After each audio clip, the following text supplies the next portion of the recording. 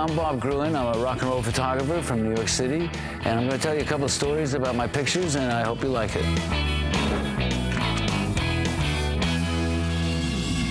Well, I first saw the Rolling Stones by accident because I was going to buy a pair of boots, a pair of Beatle boots, and I had $10 in my hand, and I ran into a friend of mine on the sidewalk, and she asked me if I wanted to buy a ticket for the Rolling Stones, and I had no idea what she was talking about. I said, "What's the Rolling Stones? What does that mean?"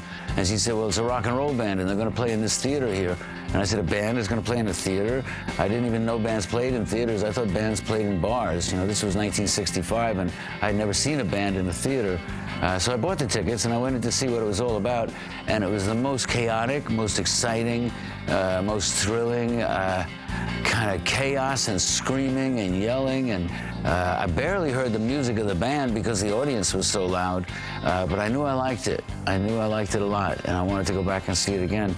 And pretty soon the Rolling Stones became one of my favorite bands, and I got to see them more and more often, and actually finally got a photo pass to take pictures of them at Madison Square Garden in 1972. I took a lot of good pictures that night, and then I saw them many times over the years to come.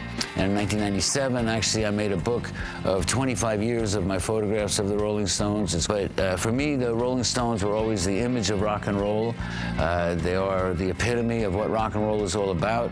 Their music is based on the blues, on Muddy Waters and Howlin' Wolf and Bo Diddley, and then they write their own songs similar to Chuck Berry, which is the basis of rock and roll.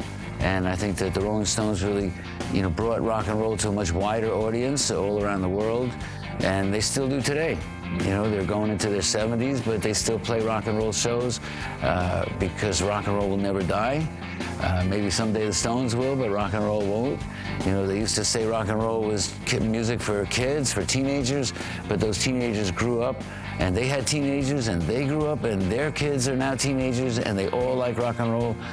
You go to a Rolling Stones show nowadays, you'll see grandparents bringing their grandkids, and they're all out there dancing in the aisles and having a good time.